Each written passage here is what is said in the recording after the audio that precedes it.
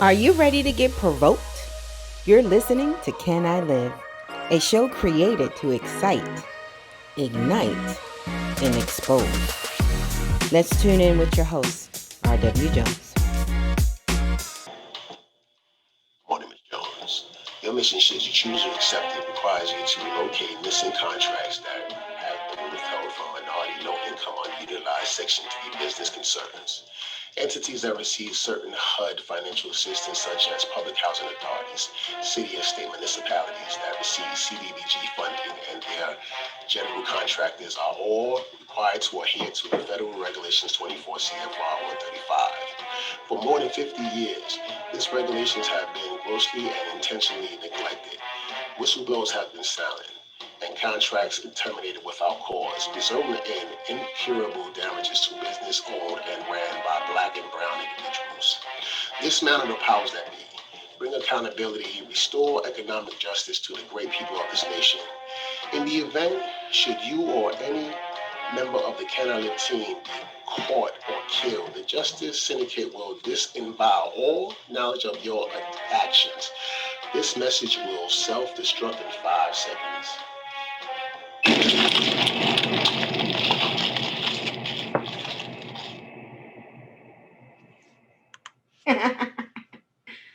It just ain't the same.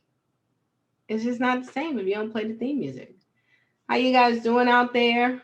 It is perfect and wonderful to see you. This is the Can I Live podcast, and you are tuning in to Mission Impossible, the Section 3 Ghost Protocol. And it is indeed still a ghost protocol. So we've been at this now for 3 weeks, and can't say we've gotten, hey, everybody, I can't say we've gotten anywhere with this thing. It gets more bizarre and bizarre as we go. But then again, I don't know what I was expecting. So you can see I got my army fatigue and I'm ready. I'm ready for the war, y'all. I'm really serious about this. Um, I know that last week we talked about the final rule, and just in my spirit, I really felt like God was saying that that was a dead thing. I felt like, thank you, Misha. Thank you, Misha. I felt like that was just like reading that rule. It felt like I was just going through like a bunch of dead bones. Like, what was I looking for, searching for by reading the final rule? Yes, it's done. It's old. It's over in terms of the new changes that are about to happen. And so in my spirit, I kept hearing, focus on the new, focus on the new. So shout out to Keith Swaney out there. He was the one who really said it first. He was like, that's an old thing. Um, and you might want to focus on the new thing. And so herein lies, that's what we're doing. And so I'm trying to get live on Facebook right now. Sometimes technology can work and then sometimes it just sucks. When it's not working, it just really, really sucks. And so it's preparing the live stream now. So this week we're talking about the injured contractors. So we were getting quite a bit of emails, just saying that, just about I mean, I have heard some really horrible stories. Some stories that are not even being like, I don't even know if people want to share them. But we do have a few gutsy folks today that will be sharing their stories with us, just so that we can really, really understand how severe that this really, really is. And for some reason, I can't seem to go live on Facebook. So, Monette, I don't know about the Facebook Live thing. It doesn't seem to want to go. So let me stop. Let me try it again. Let me actually, because sometimes when you just sign out of Facebook, do I need to sign out of all of this and just bring up a whole new thing? Oops. Let's bring up a whole new thing. Um, let's see, Facebook. So welcome. I mean, we're going to take our time. We don't have to take the whole hour. I'm waiting for at least those that are in. Okay, I'm on Facebook. I see Facebook, but I don't see us live. Monet, you can let me know if we have our guests if they've arrived just yet. And I'll try to go live on Facebook one more time. Like, oh my gosh, Miss Marzette Fox is here. Miss Marzette Fox, yay. Okay, and sometimes I don't even fight it because sometimes it works, sometimes it doesn't, and maybe this conversation is not for Facebook Live. Hopefully, we can get it on there because we're posted there anyway. Um, but yeah, it doesn't seem to want to do that. So, what we do, we still have our participants here in the webinar. Welcome and thank you for everybody joining. We have the chat box open. Let's see. Okay. So I want to, but there's something that I do want to do. So before we get into the guests, today I had this week I had talked to Chase Gordon out of Texas. So remember you guys were going ham in the chat box telling me about, where we should start this hunt, like Carmen San Diego or San Diego, where is she? Where is the Section 3 contracts? And so, Houston, Texas came up on our radar. And so we figured we were like, okay, let's pop into there. And then Chase came. He's a Section 3 business concern out of Texas. And so we came up with, here's a strategy. And this is just for anybody that's listening or watching. The strategy, if you're looking, you got to follow the money. That's a sign or a strategy that I learned long time ago in school. Follow the money. And so we went right to the Houston Housing Authority and we saw, I'm trying to see, do I want to pull this up? I already have it up. I don't know if I want to show it. But okay. Either way, they had a meeting today. The Houston Housing Authority had a meeting today. And most of these meetings, because they're public entities, all of them, if you're a public entity like a housing authority, you will be subjected to the Open Meetings Act for that state. So the first thing you might want to find out is what is the Open Meetings Act and what does it say? To make sure that these entities are in line with running their meeting according to your state's Open Meetings Act. That's number one. So at 4 o'clock Eastern Standard Time, 3 p.m. their time, we logged on. And, it was about 45 people on the phone. We had the fabulous Nakia Sims. She is like dynamite down there. She's been barking up this trail for a while now. So, she reached out to us and wanted to know about the resident councils and why they weren't active and what was happening, all of this redevelopment, all of this money, residents weren't getting it, da da da da da. And so she was in there, and I didn't record all of that, but I did take a snippet of one particular public comment. It was only 3 public comments. It was Nakia, myself, and this other young lady named Verdale. And I just want you to listen to what she's saying. And she's saying this in an open meeting. And this is not the first time they've said this. They've been pleading for months and months and months. But listen to the desperation in her voice. Let me find it, first of all. Here it goes. Ready. We are trying to say we want to be part of the negotiation. We want to bring the contracts to the residents so the residents won't have to be homeless after being in public housing or on Section 8. All the money seems to be going somewhere else rather than helping us to improve. Now, I don't know what they need because I come in with 4 degrees and about to get a 5th one. So I don't know what experience they want. A number of others have degrees. Some of them are willing to go back to school. Some of them are doing work at home. So I don't know what they want. Please tell us. Thank you. Next caller, please.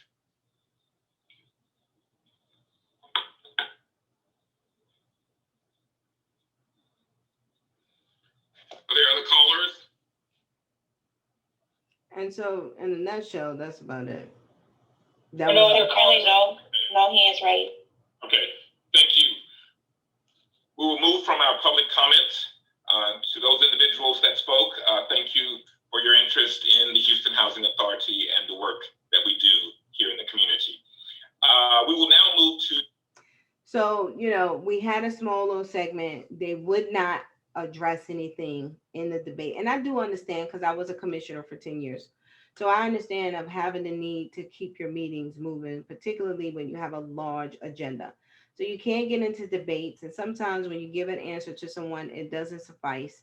And sometimes you don't even have an answer to give. So it's probably best that you don't give it. But I'm interested because I made a comment. I wish I would have recorded it. I wish I would have recorded Nakia's comments. It was only three of us. That tells you I was just knee deep in just thinking about, this particular um, public meeting and not thinking about how I could use that for tonight. Um, but she gave her number out. That's the part I had to like skip and fast forward. So what she was saying was, I've applied for contracts. I've applied and, for RFPs, and I have 4 degrees. So what do you want? What do they want? I don't know. But if I don't have it, then help us get it. We're willing to learn. That was major. That was important. I did invite her to the podcast, but she was in another meeting. I'm sure she'll join us at some time. But we will definitely be working with Texas, residents of Texas, Houston, Dallas, just stand up. Everybody in Texas, because Texas is huge. Texas is a red state. Don't really know what that means. I mean, I do, but to me, red and blue, red states, blue states feel the same nowadays. Or prior to COVID, it felt the same. I can't tell you a black person in Texas had any real different experience than a black person in North Carolina. Maybe that's a red state too, or South Carolina. Not really sure. Um, Either way, I felt that was interesting, and so we're definitely gonna reach out to them. And what I was telling Chase was get on the agenda, ask for their action plan, their Section 3 action plan. And so that's what the first step is. First, get a copy of the black and white, because most agencies are going to be held to the policy, to the letter of the law. And so if you can get a copy of their Section 3 action plan, at least you know how to hold them accountable. And not only do they have an action plan, but every contractor that submits a bid has to also submit a Section 3 action plan. And so if that means you have to start forwarding the action plans for those that have submitted the bids. Now, most of these bids, as you can see, I should pull it up. It was a resolution. Let me pull it up. I'll share my screen. Let's see. I want to see if this is, what page is this? I'm going to bring it down to 31. Oh, there's 2 things I do want to make sure that you guys do know. Monette, remind me about the resident council elections. That was a thing. So let me share my screen with you guys, because I do think it's important that, I don't just talk it, but I share it. That's why I like using Zoom. So let's just, number one, let's note that this agenda is 200 pages. And for most of us, you can see the 200-page count. Nobody got time to read 200 pages. I hope for God that the commissioners read the 200 pages, but I just went right into the resolution. So resolutions are like major decisions that an entity has to make, and they have to pass it. And usually there's just like a 1-pager that says, you write the resolution up and then the board will pass it. It's critical information that decisions that the agency decides to take and move on. They do it by way of resolution. And so let's see, resolution 3199. This is where this is where you're gonna find all the goods. You're gonna find it in the board packets. You're gonna find it in the RFPs, the bids. You're gonna find it in the legislation, the statute. You're gonna find it in the black and white. And so if you're not prone to necessarily have the appetite to pick up this paperwork and read, because either you get a headache, or is it like reading the Bible? As soon as you read it, you start falling asleep. Whatever that is, you find somebody that can read this stuff for you. But let me go to the first part. I just wanted to show you a copy of and this is on their website, so this is not a secret. But This is a copy of the agenda. We were here in public comments. We each had 3 minutes to speak, but they have more than, they have what, 20, almost 26 resolutions, 24 resolutions. And all of these resolutions are different things. Some were, you know, allowing the CEO to negotiate with some of the developers because they put these RFPs out. And so people have come in and they have responded to the RFP. And so then they started to bid them. And so the scores of those entities are in here. Who got the highest score?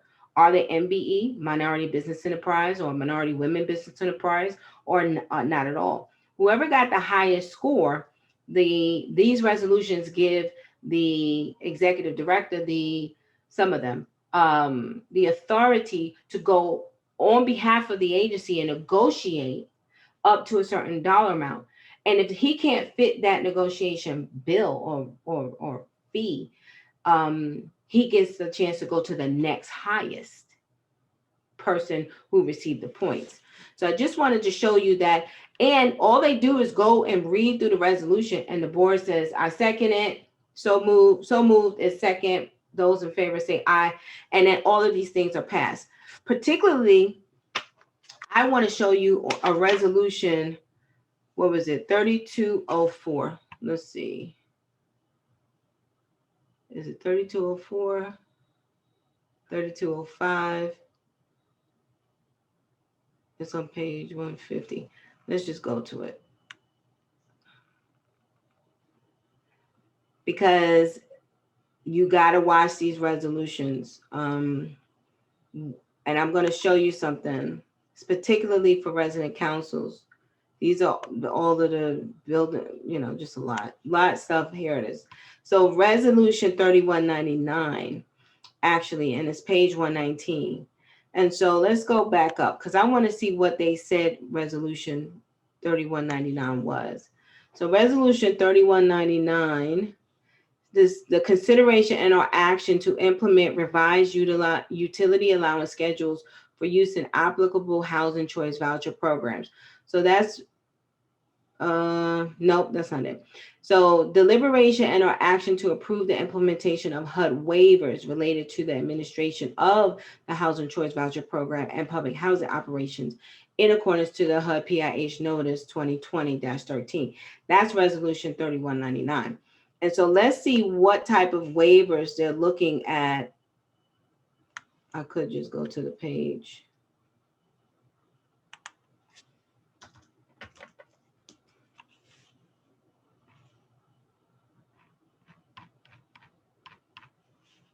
What happened on page 150? Let's see.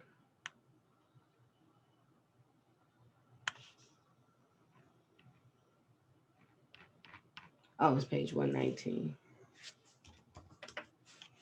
Okay. So here's a whole bunch of stuff that they're looking to get this resolution on. Pull it in the middle. Geez, can you just come in the middle? This was something particularly interesting that I found. I was like, ooh, what? So look where it says public housing program waivers, PIH 8, resident council elections.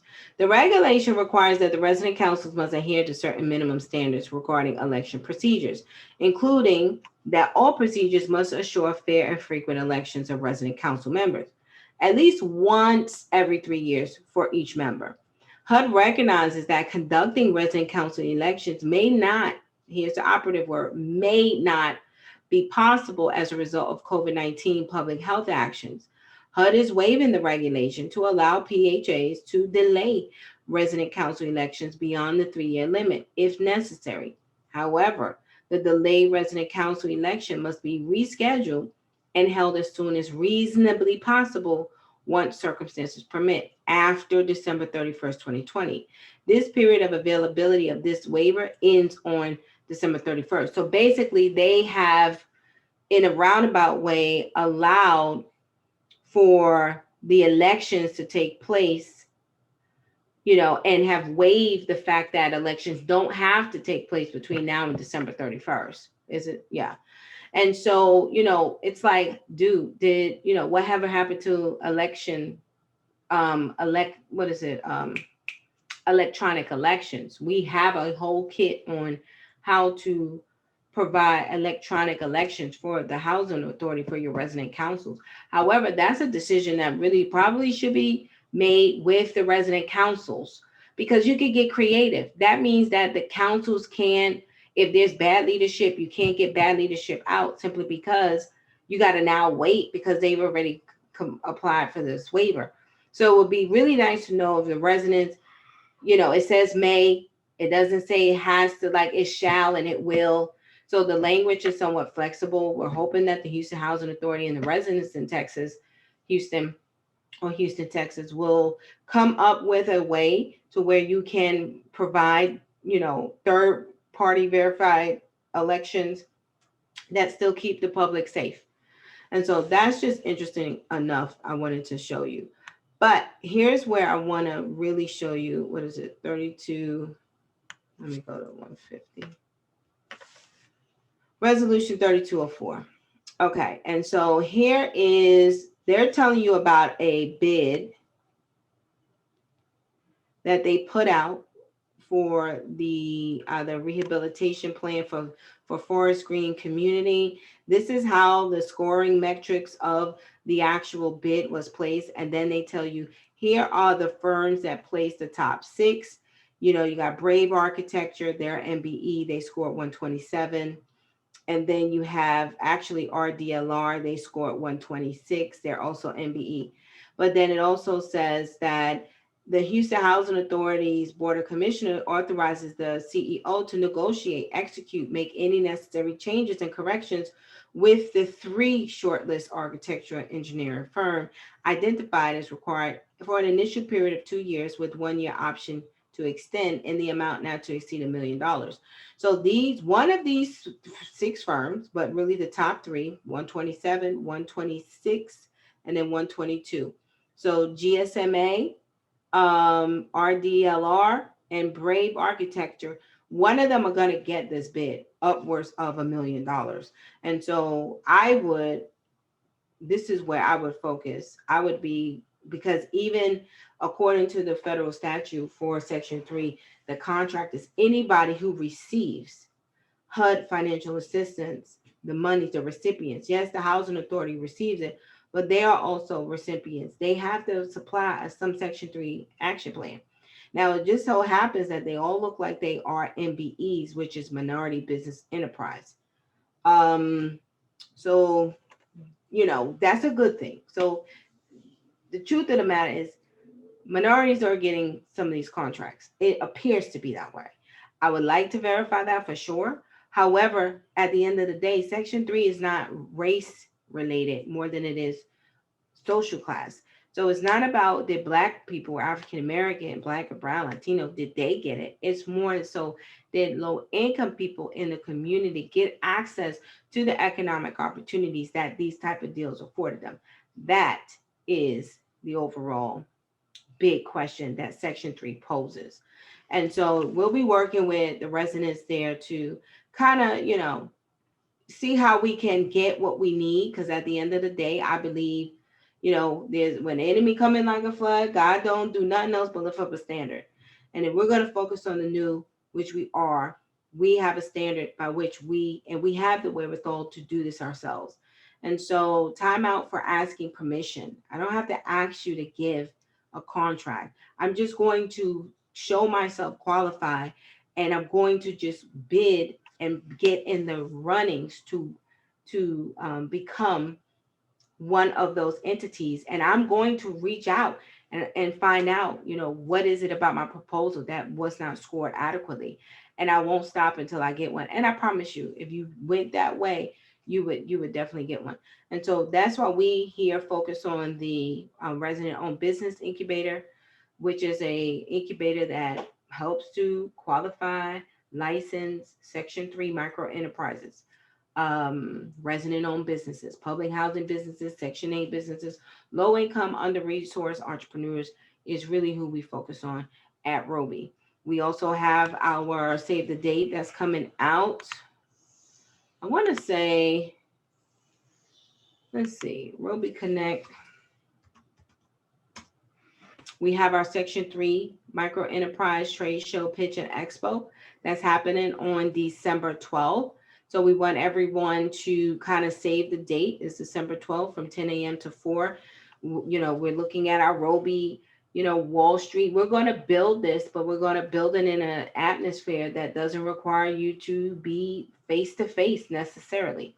While some of you businesses will require that, most business or a lot of businesses don't. And so the save the date goes out tomorrow. Definitely looking for sponsors, vendors, people who can do workshops, people who want to showcase their business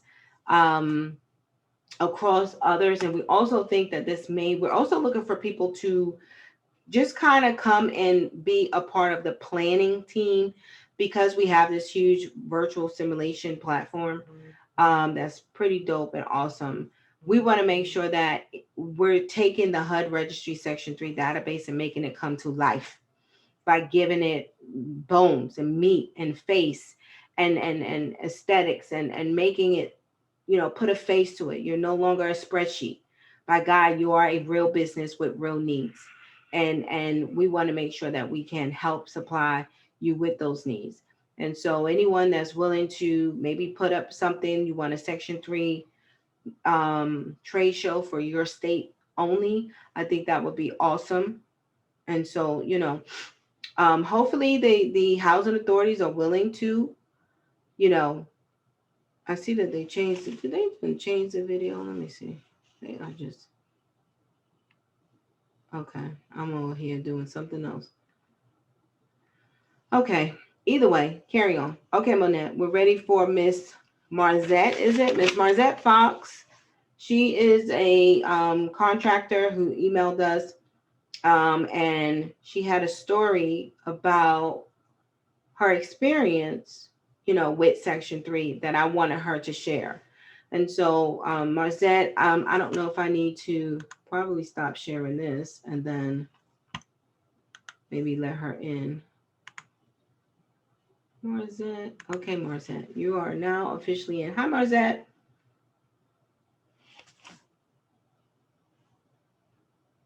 You got to unmute yourself.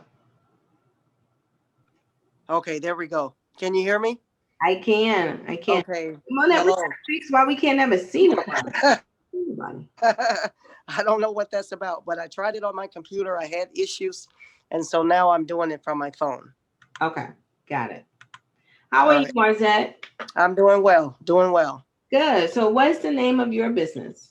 The name of my company is Mar Fox Construction Company. Mar Fox Construction. And you are a female MWBE and all those acronyms? Yes, ma'am. Yes, I am. Let me And ask so you I have a very interesting story. Okay, go ahead. So my sister was a carpenter for 10 years. She was a journeyman carpenter. And then she started her own WBE, women business enterprise. And so I started to work for her. And I noticed right away, it's like, Pat, you only do commercial. Why don't you court the residential market? And she says, oh, there's no money there. They don't pay well. And so I said, we should pursue it. So she said, why don't you start your own company and your focus is residential? And I'm like, okay. And so in May of 2014, I started my own company. And about a year after that, I received a call from the CHA. They had started their JOC program, their Section 3. What is CHA? Which one is that? Is that It's the Chicago Housing Authority. I live in Illinois. Okay. And so, for the individuals in Texas, this is really important. I believe that Illinois was one of the pilot programs for Section 3. Probably. Mm-hmm. And so when I started in 2016, they selected 42 companies. And I was very fortunate to be one of those 42. So in 2017, 2018. So the difference, the Section 3 program here job is job order contracting. So they assign you task orders, which are proposals. And so when I started my first 2 years, 2017, 2018, I did very well. But I did not make some people happy because they were hoping, because first of all, the job program in Illinois is African American driven, because that's one of the reasons for the Section 3 is African American contractors were not getting those opportunities. So when the CHA started their program, I mean, it did very well. I mean, my first 2 years, I think I made in excess of $300,000. And so our incoming mayor, and no knock against our mayor, but Lightfoot um, was really supported by the unions. And so they are trying very hard to push the union in Illinois. So when they saw that African American contractors were doing very well, they found a way of dissolving it. And so when I read the email from you, I'm like, wow, it's like it's really good that someone is honing in on the issues in Illinois with Section 3 job contractors, because the program was funded very well. Like I said, I did very well in my first 2 years. But the moment we selected our new mayor, it's evident that they are pushing towards the unions. So they took money out of the job program and they moved it to a company that they had called Capital Construction, which was geared towards unions. So the contracts, when I first started, that were $25,000 to $50,000 are now cut to $10,000 to $15,000. So they have taken the money out of JOC, which supported African American contractors, because the one thing that, as a contractor myself, I hire people within my community that look like me. I'm an African American female contractor, and I hired contractors from my community. That did not go over very well. Were you the only one doing that?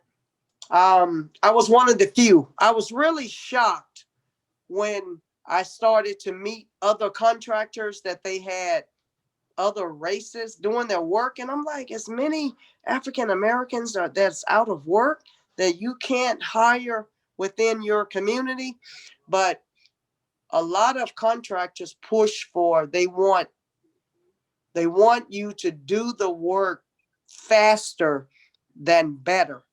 What I do great work. I've never ever failed an inspection.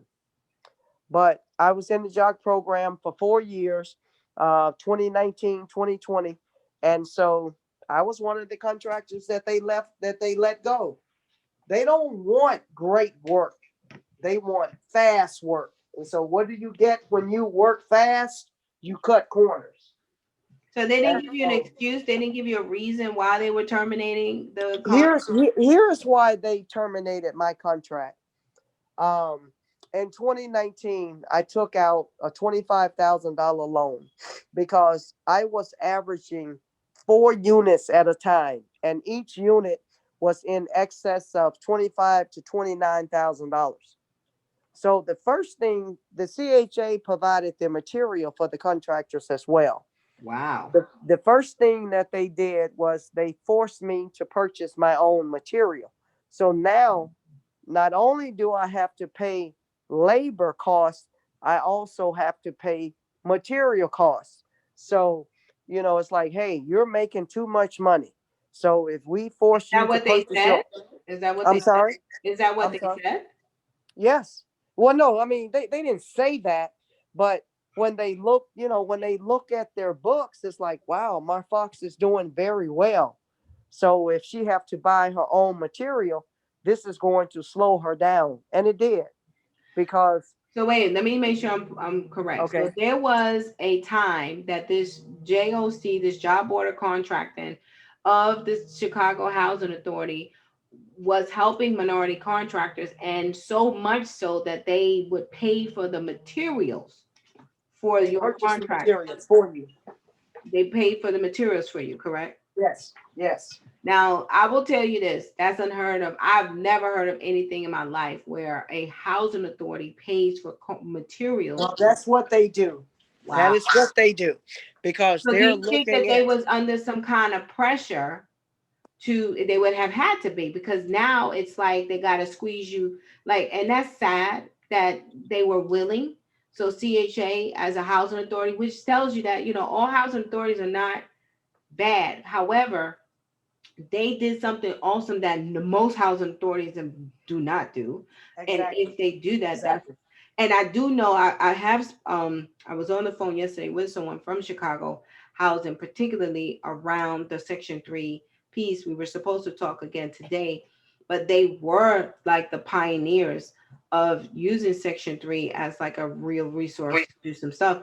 And there are some contractors that really wind up really doing really well from Mhm. Chicago Housing Authority. So, on one hand, I don't know Chicago personally. I don't have a relationship with them personally, but big ups and shout out to whatever leadership decided to create that program to do that thing, because that was a thing that was important in order for you to get your capacity up.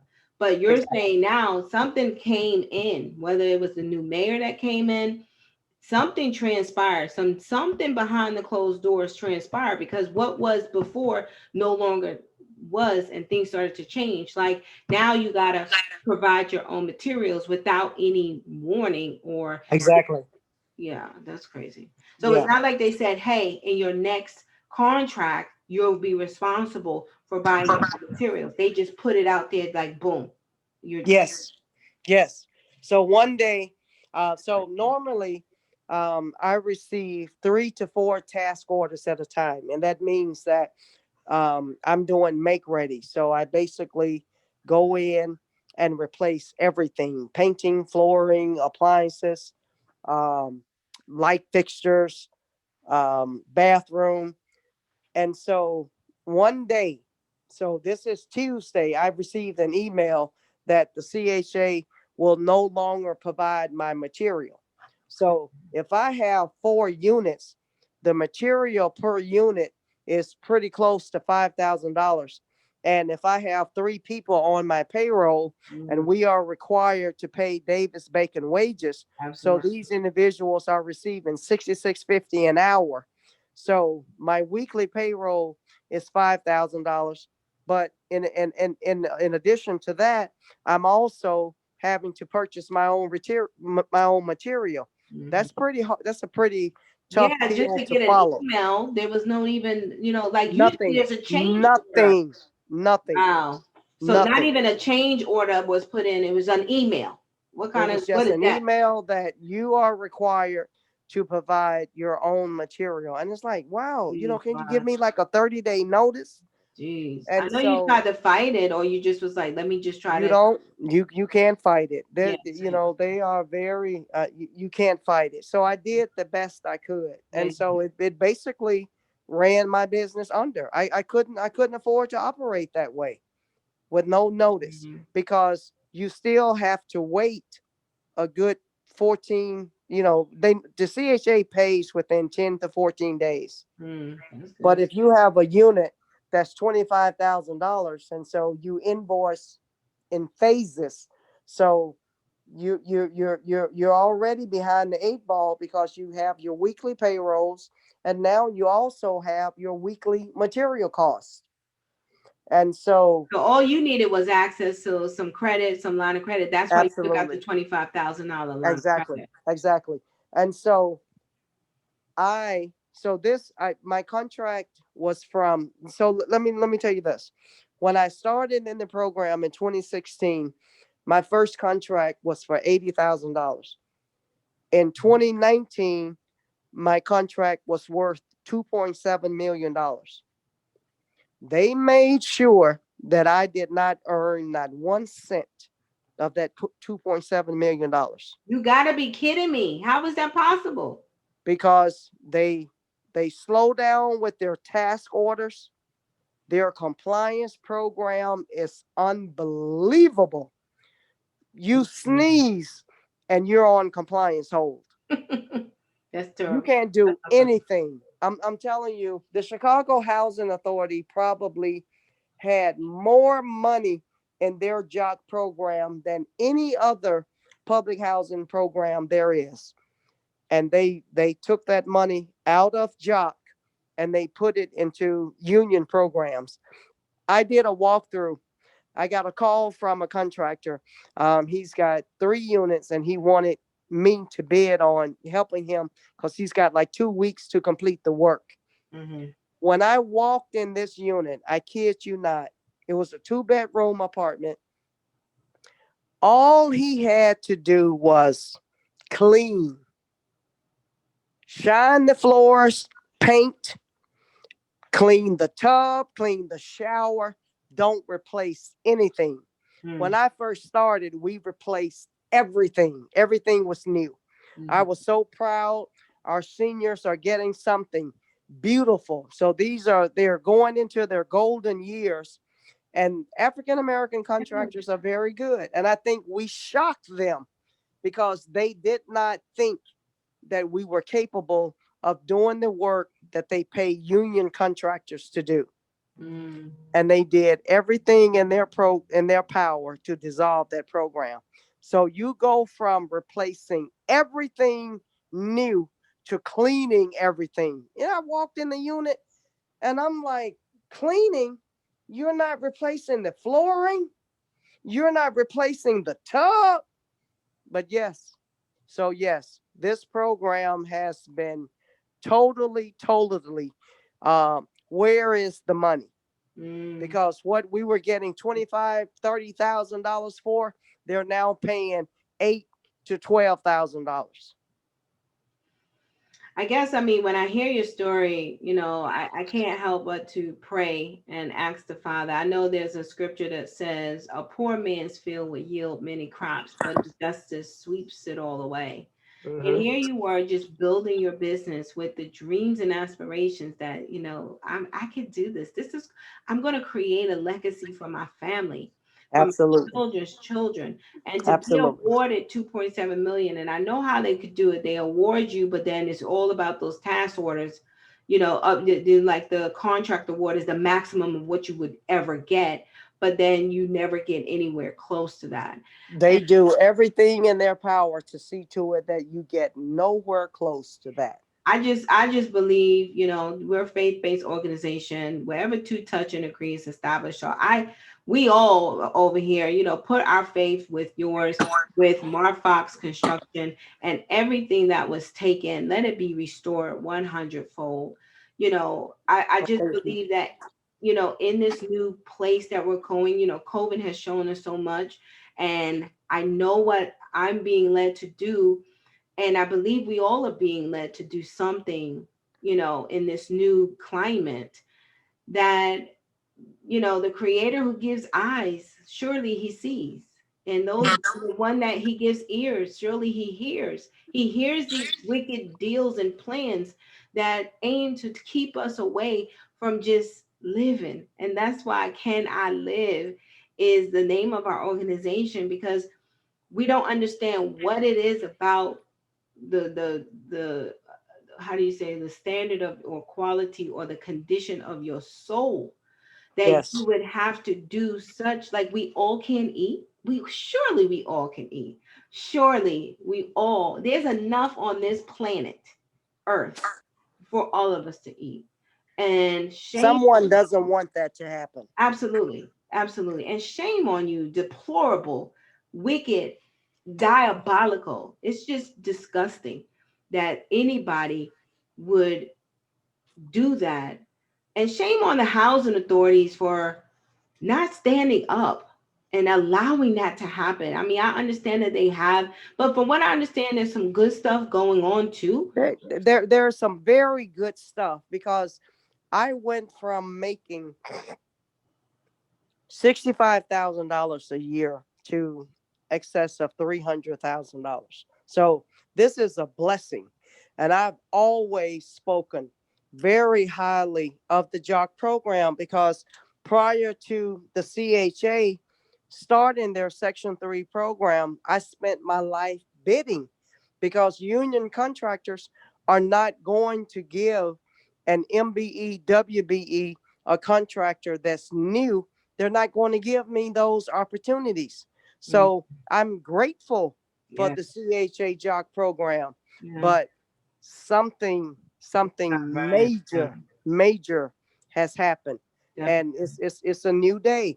And my life has been turned upside down because the Right. contracts that I have depended on in the past, Yeah. they don't exist today. Mm.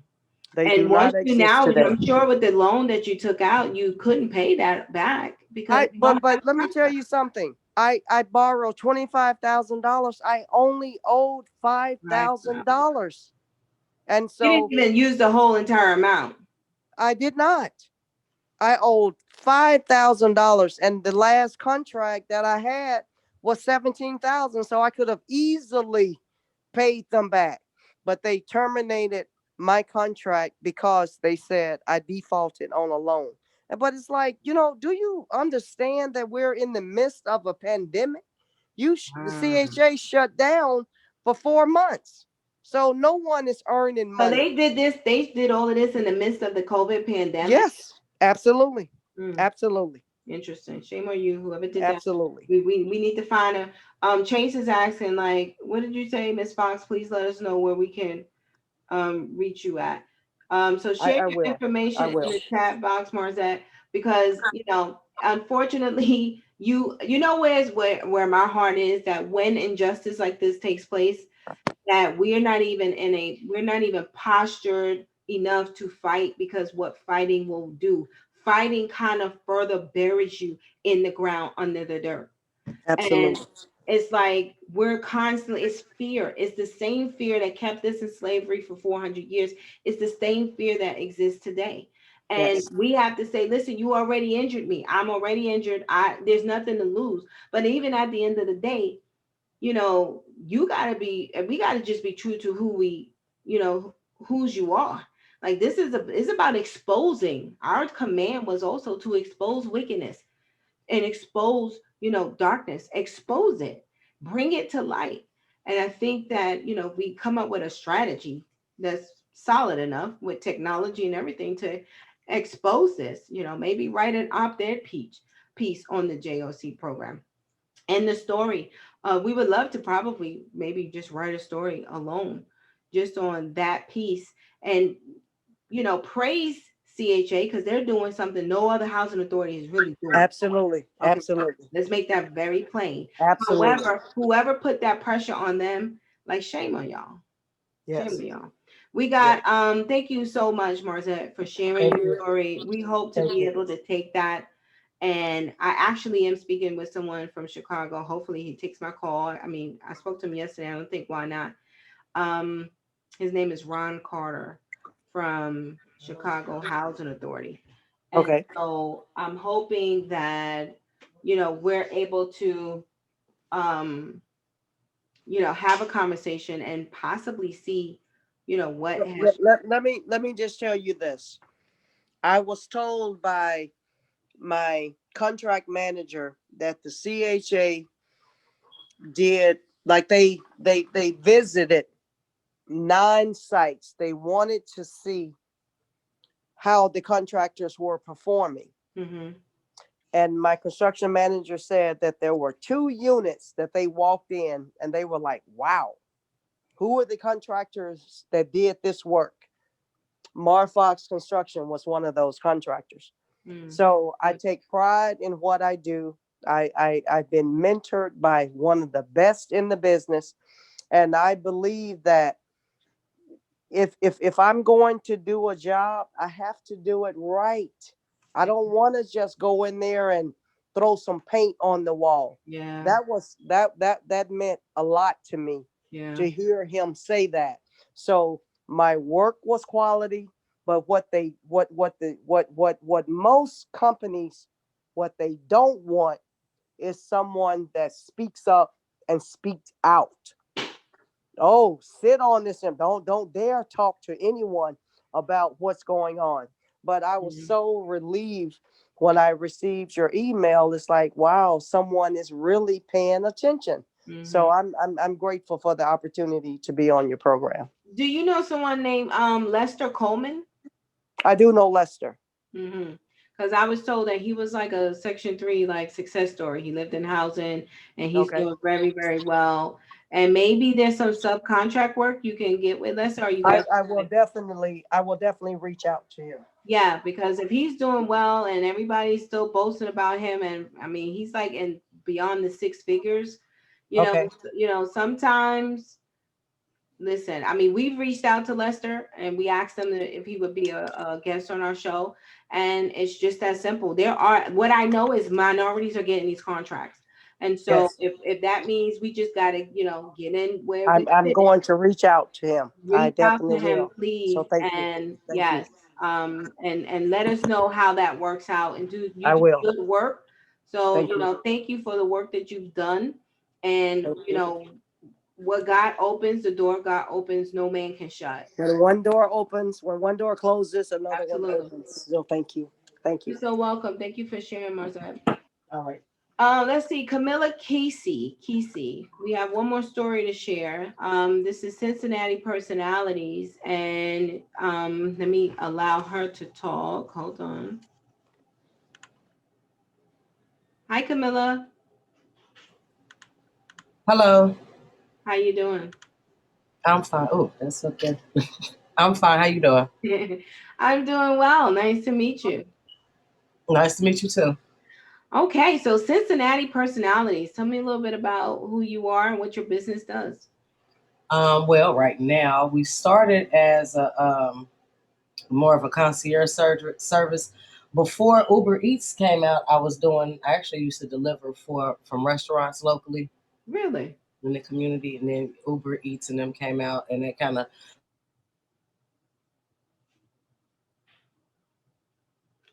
Did you break up? What happened? you can't hear me? I can hear you now. Go ahead. You said Uber Eats came in and kind of.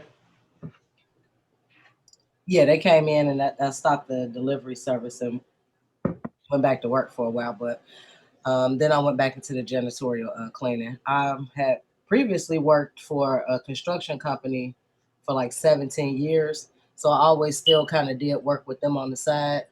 Mm-hmm. It just got to the point where I was like, well, they was always, you might as well just do this on your own. So that's what kind of drove me into doing it for myself.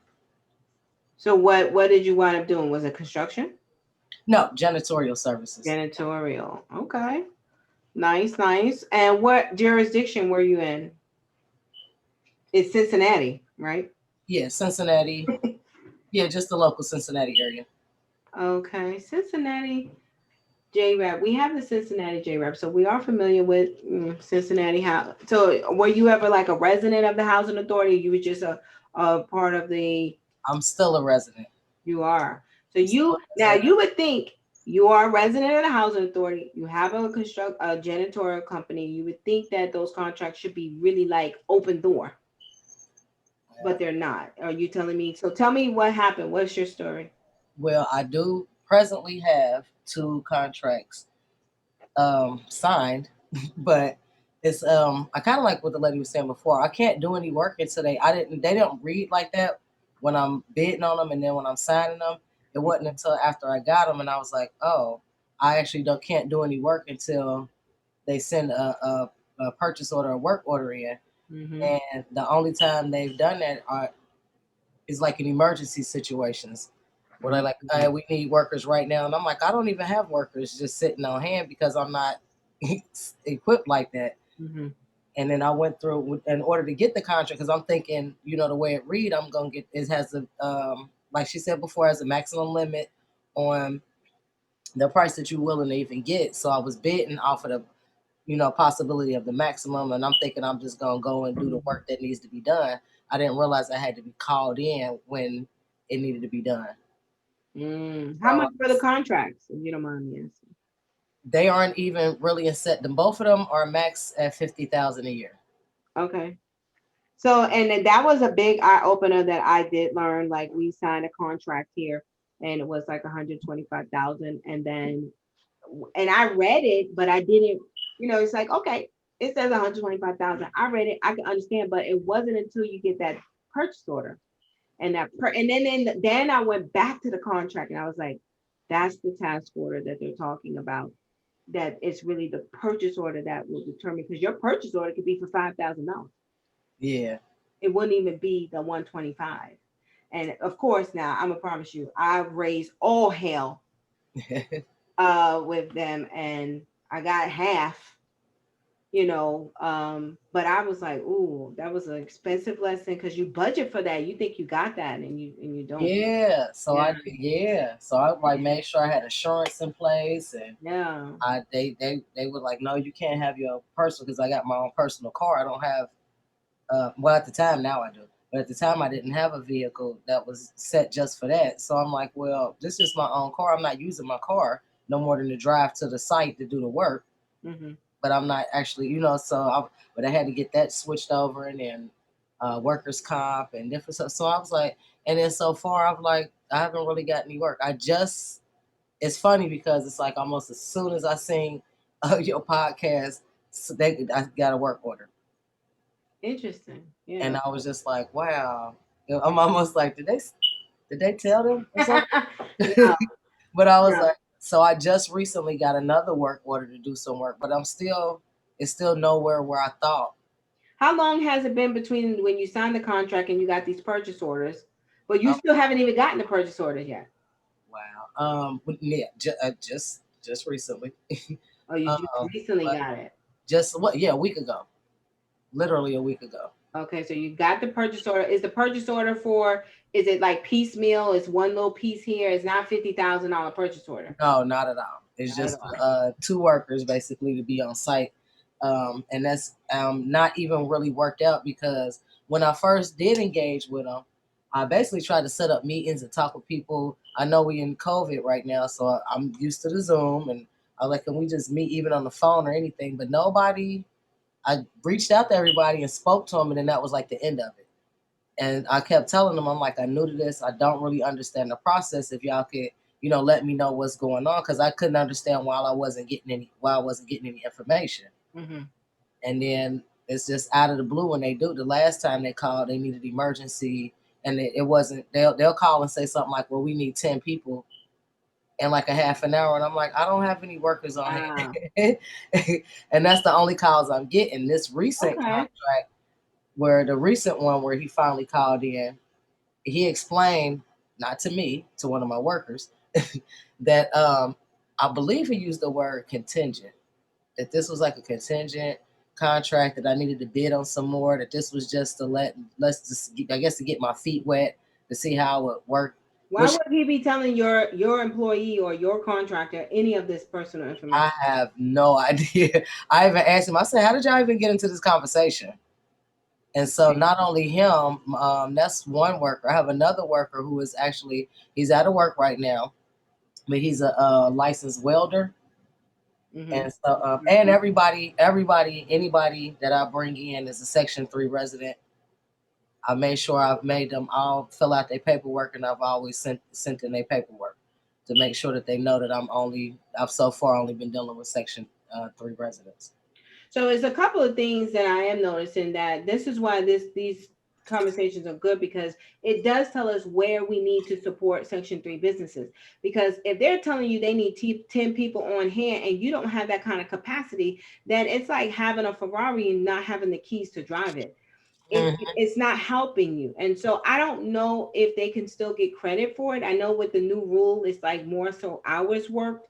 But I will also say, start as a contractor. You have a contractor, you have a contract. Do not be afraid to start asking for certain documents. So I'm going to be looking at some of the minutes from their board meetings. I might go up there personally and say, I noticed that you have these contracts going out. Can I get a list of the contracts? Now, if they ask you what for, say, well, do I need to, request it through the Freedom of Information act? Do I need to request it that way? I need to make sure that I am working. And so sometimes is you as a let me tell you something. Janitorial companies are like the sweet spots. So any kind of new redevelopment that's happening, I want to make sure that Cincinnati Personalities is that contractor that's going to come and make sure that after they do all of their redevelopment and it's all dusty with fingerprints because everybody been working in there. You had Marfox in there doing all of their thing. They probably clean the unit too. Marfox just sound like they that thorough. They gonna clean the unit too. But I want to come in there and make sure that I'm that contractor that comes in and get that unit ready. So continue to push, ask for certain documents. Now I preface it because if you start asking for certain documents and then they just go and cancel your contract altogether, that's so not cool. But what would you rather have? Would you rather be moving in a direction that says, because if they had intentions to give you the contract from the beginning, you wouldn't have to go through all of this at all. And Yeah. so first I would probably say, hey, what business capacity building projects do we have? Is there another firm that you do use? Maybe I can go and see how they're doing their internal operations. And then maybe like The Help, sometimes these little movies like the Help, maybe I got to go to the residents and say, listen, I need you to be on standby. Can you be on standby in the event that they ask me? Because I don't want to turn down no money. Now, 30 minutes to get a 10-man person, that's a bit difficult in COVID. Yeah. So I would be asking, okay, what policy? I always like to say, is this a practice that you're doing, or is this a part of your policy? Is this a part of the way that this is supposed to be done? Because I need something in writing that says, because I didn't sign a contract that necessarily says, and maybe Billy out there, he's in construction, you know how this stuff works, Billy, but I didn't sign something that says you could just give me 30 minutes for me to provide 10 people. And if I fail to provide, then I don't get paid. Billy, can you share some light on how she could possibly um how does she best maneuver? Even Marfox, Marfox, you guys have experience in contracting with entities. What could she do? If you could, real quick, if I could say though, I actually did. That's what I did say to them, and I went over the contract with them and I explained to them. I said nowhere in here does it have in here that emergency services are a thing or whatever, because I charged them an extra $50 fee for the emergency call because I'm like I had to hurry up and get people They on would that have got first 500 fee. Go ahead. yeah, and I was like, and then after now the next contract I signed, that was written in there. Mm. Mm. I have a question in regards to, and Section 3 guidelines typically reflect a new hires policy because they have like a target range of new hires. So most jurisdictions will have a new hires policy. I mean, I have several, after listening to the last story, I have several questions about what did you list as your workforce capacity? Did your contractor send out 3-week look aheads or some type of schedule to let you know at what point your services would be considered? And then the scope of work that you submitted, what scope of work will be covered under that? Was that just only simply final clean, or was that more construction, debris removal, or what does that look like? Because I'm a general contractor, so those services are typically rendered throughout the entire process, especially now. Some of the clean companies that were janitorial and cleaning companies that we're using now are actually providing the sanitizing of the site. So we have the cleaning companies providing job duration sanitizing for the COVID. So my question would be geared to what were the services, what was the capacity that you listed as workforce capacity? Are they submitting to you 3-week look ahead? Is there a general schedule for scope of work and services performed? And then what is your new hires process or policy through the jurisdiction that you're working in? Because again, they have goals they have to reach on new hires for federally funded projects. Mm-hmm. That's a good question. And can you answer that, Camilla? Do you recall any of that type of language in your contract at all? Yes, certain things. Hold on, let me think. I'm like, well, he said a whole lot. Yeah, because as you can see, there's two different conversations. So this is what I'm also thinking.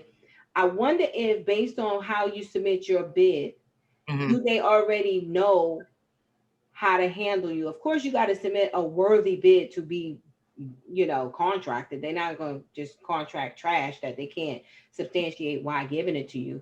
But would they have done that to someone like Billy, who may have had a little bit more experience, and it would have shown in the, that in that back and forth? I don't know. I mean, I would think you would just have a standard protocol. Well, when he talks about him being in construction, I understand what he's saying because of me working in construction. This a little different because now the people when I do construction, that's how they work. That's how they. It's usually a schedule. This has to be done by this certain time. And blah blah blah blah blah. No, I do not normally get notice ahead of time. The one that I'm dealing with right now, he called and he couldn't understand what the contract was saying to him, so he called them and then got back with me because he needed to get a direct number. And at first he was telling me he didn't want to go with that number, and I said, well, that's the number I have. That's a number I have to go with. And then he basically had to call them back, figure it out what was going on, and then got back with me and said, okay, let's go. But he was expecting me to be able to just go at the moment. And I explained to him, like, we need to figure out what's going on because nobody had given me any information first. So no, they don't. This one, they don't give me any notice. And the way he explained it, apparently, I don't. I do know that the ones that I got seem to be possibly given to other people too. Like they awarded the contract not to just one, to others as well. But I don't know who they are. Mm-hmm. Like I didn't get any information on, but I believe that's a part of the thing too. Because Yeah. I see So people in the same areas that I got the contracts for doing the work that I'm supposed to be doing. Mm. so have you had someone review, like an attorney review the contract, or what type of contract are they issuing for this type of work? Is it just a simple one page letter of intent, or is it actual? Is it an No, AIA, or is it some type of a legal drafted contract that has a bunch of it's contentions and policies and all this stuff in it? yes, it has a whole it's a I would say because it's through the Metropolitan Housing Authority, so it's Pretty what I would standard. consider a common one from them. It's simple in one way because a lot of it's repetitive, so if you read one, you pretty much will know what's going on in the rest of them. But no, it's lengthy, but not. Does it have anything in as far as scheduling and notice to proceed? Because they're typically in a contract, and I mean a It's contract. Go it ahead. that was the reason why I had the conversation with them about them calling me all of a sudden because the first contract does say that I should be given notice that I would be able to talk with the people and deal with scheduling. The second contract is dealing with a commercial area where their business is. So it says on there that I would be able to talk with the people and figure out their work schedule, their time and schedule, so I could do the work around them. But I still can't do anything apparently until they like the last one I got to me. I already wrote up a schedule for the work to be performed, but nobody ever no one's giving me. It's like I got to wait for a work order. And when I reach out to everybody, it's always I'm kind of, oh, you need to talk to this person. They're not in. They'll call back and they'll say, but no one is. It's just nothing that's material. Is this your first contract? These are the first two, yeah, with them. Okay. Well, at least, I mean, kudos for you being. I mean, I don't think there's anything. I don't know if it benefits to be in the race and can't run the race. So it's like, hey, you got your ticket, you can come run the race, and now as the gun goes off and your daggone stable thing is still locked and you can't get out. Like, what the heck? That is just like, why? Yeah, I feel like I'm just at a pause right now. And I got the workers that I talked to, I'm telling them like, okay, be on standby, but in the same instance, they still got to make money and go to other jobs. So some of them may have other jobs. I'm working around, I still can't just be like, hey, I need you here in 30 minutes. Some people got kids, they got lives that they can't just drop everything and be here around the corner. So that's that problem with that. Was this the first time you ever wrote a contract for the No, housing authority? well, for personally for myself, yes. Okay. So other people know because I've done like when I worked in construction, I was in the office. Okay. So Well, 17. kudos Can to I ask you. a question about the overall magnitude of the project? What size project are we talking about? She said It's 50,000. No, not your contract. The overall project. it's just maintenance work for the Existing facility. yes. So Okay. it's nothing really big. That's why I thought that it would be something to me just get in, get my feet wet, prove myself, and I try to go to any meetings and anything that they got going on. I'm trying to, most of the stuff is all kind of virtual right now, but I try to be inclusive and stuff, but I don't feel like it's just, I just started feeling like, I was like, maybe I just got these because I fit Mm. the So you think you just kind of like was a checkbox possibly? yeah, I really feel like I that. mean, that's not out of the norm for people to get contracts because they don't meet goals. So I mean, there are people who literally are just in a receiving position based on, again, they have goals they have to reach, and these are so there are people sometimes that'll just reach out to you and say, hey, I've got this, but I'm not familiar where there's a set price because based on the scope of work. Now, unless they're just trying to now, when I hear that, to me it sounds like they're trying to reach a goal. If they tell you I got $50,000 and I need you to do A, B, C, and D, then to me they're trying to close a gap or something. Because typically on a bid, I call you and say, this is the scope of work I want done. And How it's a much will it flat cost you? price. Yeah. Yes. And And so, and that's what I didn't even on a understand. MATOC, a maintenance contract, there's a scope of work, services rendered, and you're going to provide me a Yes. cost for services rendered. And if the services include sleeping or whatever it is, there's a schedule of fees that typically is Yeah. going to be provided and say for this many hours, this many persons, or this many men, this is And what it's going to. that's the way I've submitted it, and that's what I was thinking I was going off of. So that's what even now the guy that's why he was questioning my numbers. Is like how would these numbers even work out? I said, well, my numbers wasn't meant for me to be there every single day like you asking me to be, and that's why we had to re-go over some numbers because that's not. I was going over keeping the maintenance of within the number that they gave me. Well, And I know one thing. We are a little behind, but that's fine.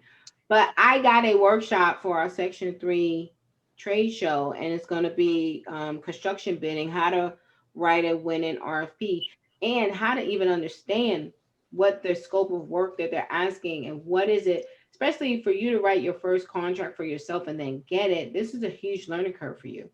And so take it in stride, manage your expectations for sure, simply because you don't have anything to compare it against. You don't have a frame, you're building your frame of reference right now. And, I think that, we could possibly lend some help and support in terms of just getting us to understand what these terms mean. Because I might be defining it in one way, but they might be defining it in another way.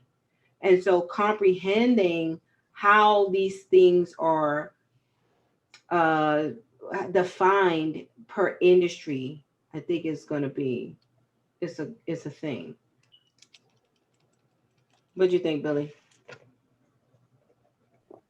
Well, I mean, it's again, I mean, like, everything is kind of based on contract and understanding like interpretation of contract. But also, one thing that we got to also identify is that enforcement of contract is another perspective.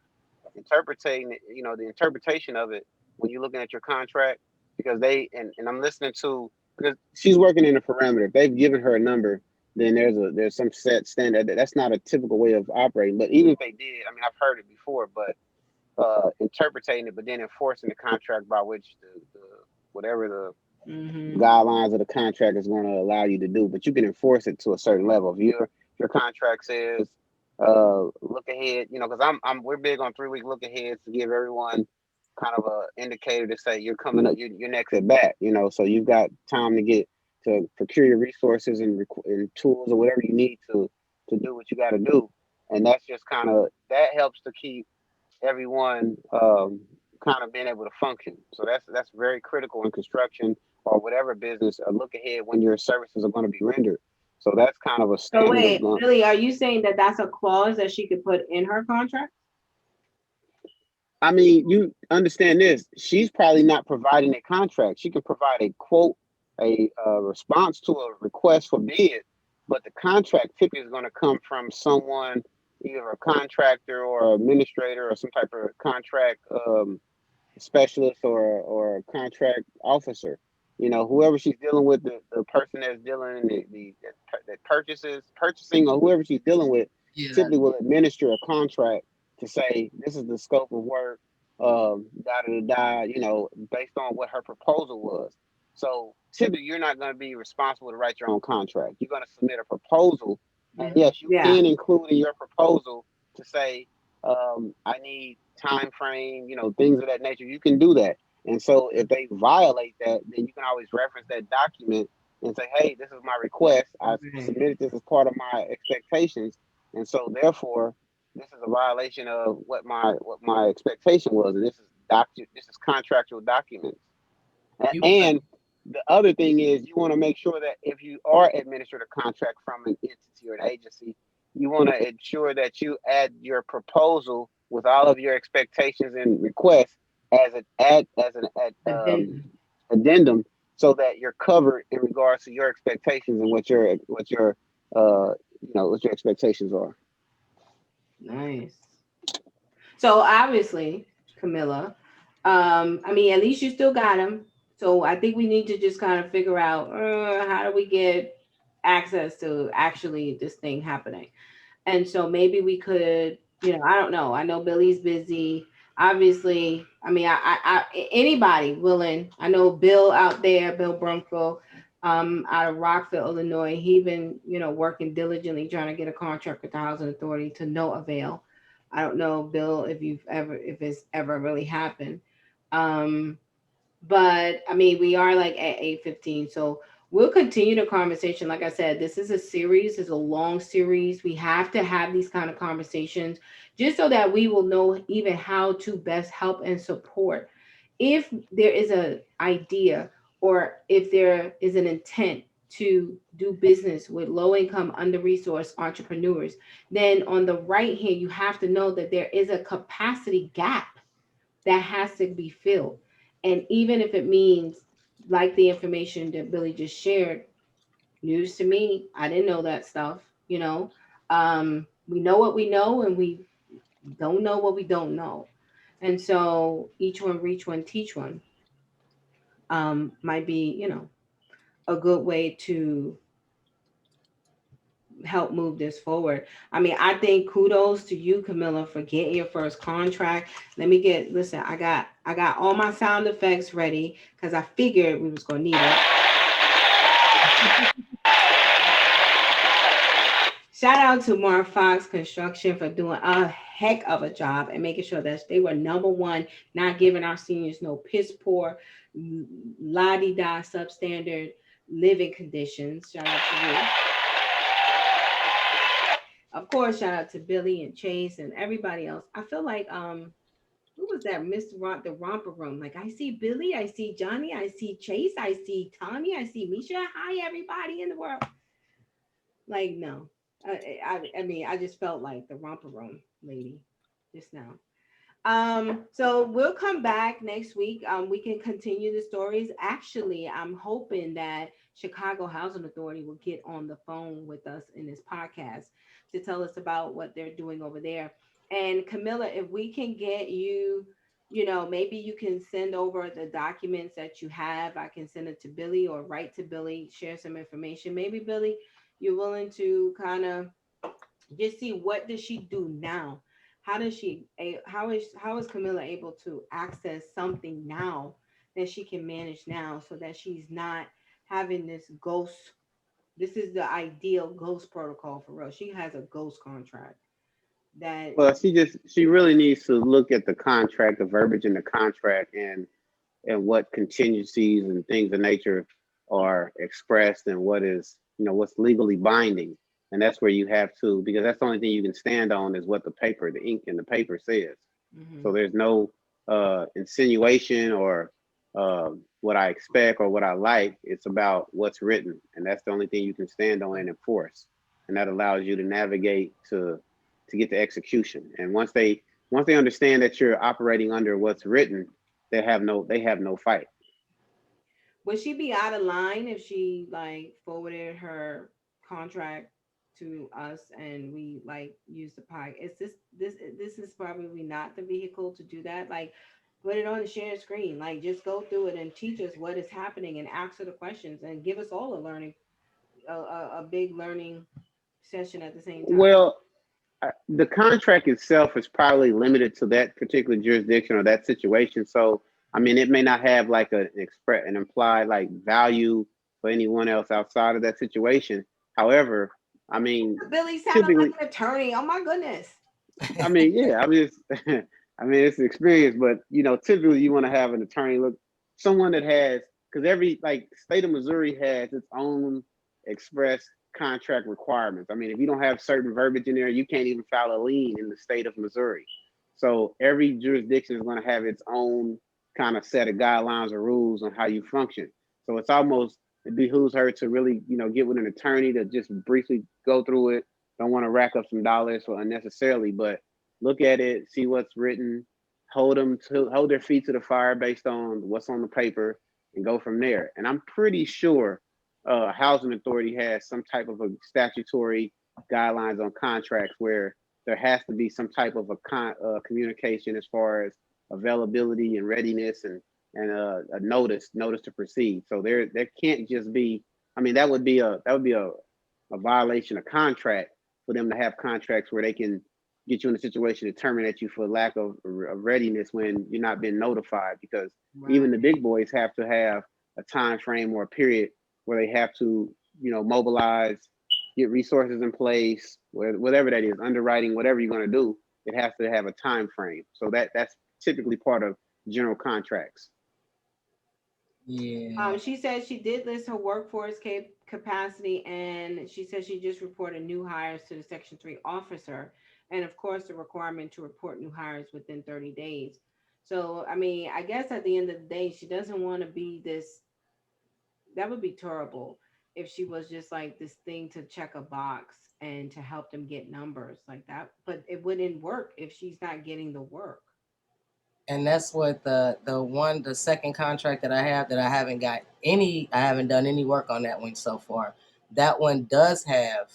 That's why in my mind I was like, did they do that on purpose? Because that one does have in there the clause. First of all the paperwork that I signed and turn in is they provide the paperwork, and you basically go off of what they say. I would even ask for and pray. I'm gonna tell people pray before you do anything that I tell you to do. Okay, because the things I mean, I'm just gonna push you right to the edge. I would ask them for a copy of their Section 3 action plan. Usually, you start asking for that document. That's like the holy grail. People just go nuts and dumb when you ask that. But I would ask for it and I would read their Section 3 action plan so you can see maybe what their motivations are, how they're, you know, their what is it, the memorandum, what is that? That like their MO, what their MOU, MO, memorandum of understanding. like their what their MO is, how they proceed and operate. What are they really trying to get at? Because the Section 3 action plan is a plan that they have to submit to HUD, and that's usually the plan that they go by. Are they even adhering to the Section 3 plan? Maybe there's a clause in there that's supposed to say that they're supposed to support resident-owned businesses. You don't even know. But find out if it's in the plan. Because if it's in the plan, say, hey, your Section 3 action plan says you're supposed to support or you would be working to support resident-owned businesses. I'm a resident-owned businesses and I need support. So like Billy said, is if it ain't in black and white, that's really what the game is. So Well, I know would, that typically the Section 3 plan, I mean, so my experience, I've dealt with Kansas, I've dealt with Missouri, and my experience is that typically the Section 3 plan is a part of the actual contract because it's public information. And if not as a process in your jurisdiction, you may consider the housing authority itself, because their information based on the funding source, the typical Section 3 has a availability of information protocol. It's part of their standard yeah, deal. So information availability, it's called. I can't remember the exact verbiage, but at the end of the day, it's ready available to the general public.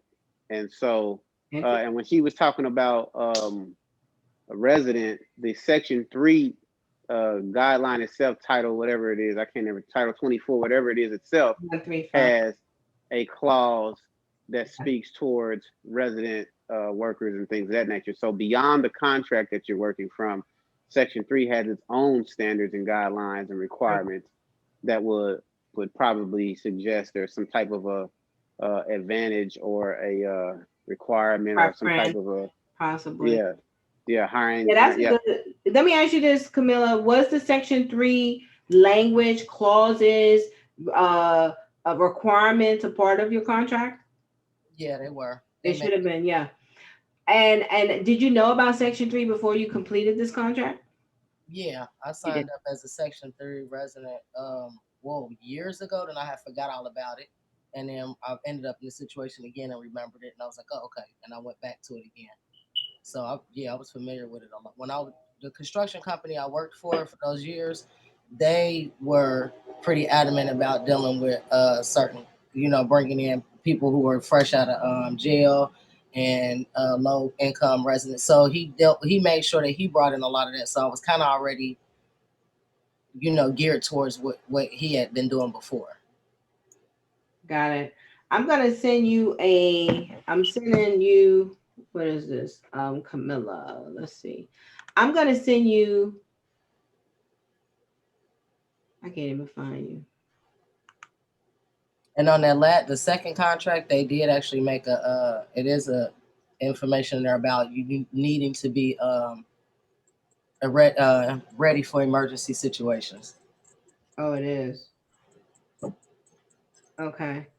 45722 X. Can I ask, how do you have multiple contracts, or is that like work orders or job orders? Or how is that? Because a contract should be one document, regardless of how they administer requests for services. But there should be one general contract, and then if there's a service or a maintenance type deal, then that would have a different type of a verbiage, or it won't supersede the general contract, because the general contract is going to be the protection for you and protection for the contractor, or the customer.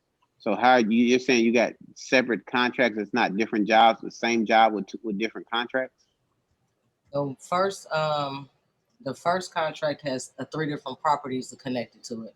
The second contract has one separate property. So it's 2 different contracts with the same agency for different stuff. But that's why when the guy told me today that I want to say he used the word contingent. I can't remember exactly what he said, but he told me that my contracts aren't like the ones where, because that's why I can't figure out why I can't just go do the work.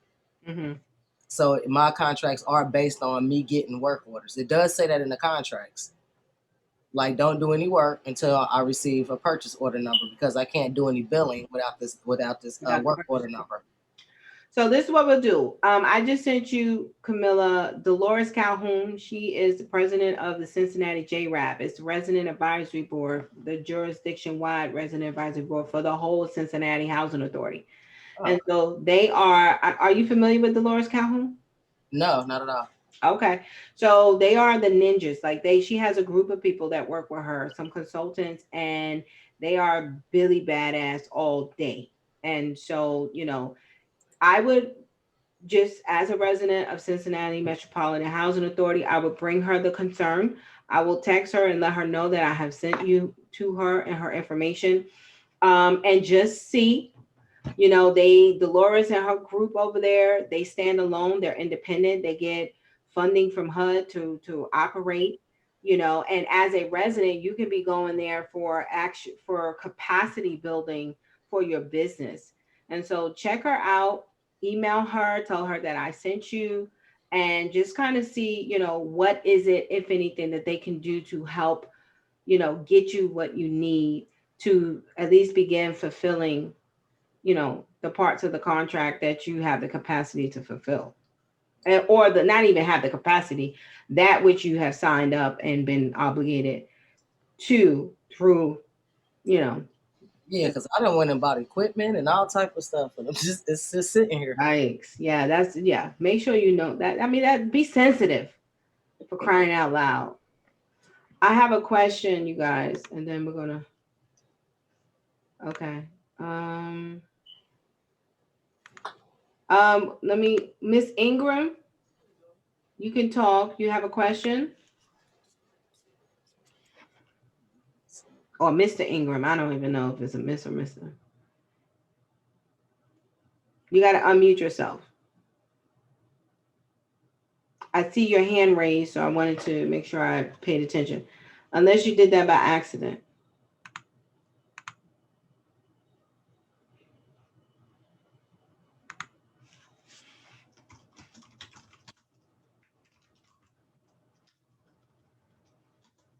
Ingram?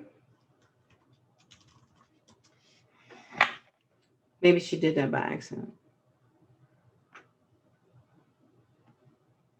Okay. Well, if you have a question, you can surely put it in the chat. I think this concludes. This is probably the longest podcast we've ever had. Seriously. And so if you guys don't have any other questions, are there any other questions in the audience for any of our guests? Thank you, Marzette Fox. Thank you, Camilla. Hopefully, prayerfully, I believe, good things will come from you guys sharing your stories. Marzette, you're going to get with Mr. What's his name? I don't know what it's, hold on. Coleman, Mr. Coleman, and Camilla, you'll get with Dolores and, just kind of see what we could do. No other questions? Everybody's good? Peace, love, soul. He agrees. Be sure to like us on Facebook and Twitter and all the YouTube, and watch us. Subscribe to our YouTube channel. It's Can I Live Podcast. Just real simple. And next week, we'll probably see if we can get one of these housing authorities on the phone, particularly Chicago, since they are like the leaders or the ones that have pioneered Section 3. But then again, if you know of other contractors who have been injured, if you have been injured, or, like these stories, if you have a story that you can share, please share and email us at podcast@canilive.org. That's podcast@canilibe.org. And if no one else has any questions, we will see you guys same time next week, same channel, same place. Thank you, Camilla. Thank you, Marzette. Thank you, Billy, for all your information. Billy is like, ooh, I got a new. I'm like, ooh, Billy badass. Billy is a badass out there, and we got to find a way to get all that information he has and win. So you guys be good. I'll see you guys later. Talk to you later. Everybody's good. Good, Camilla? I'm good. Thank you very much. You're so welcome. Good night, everybody. Night.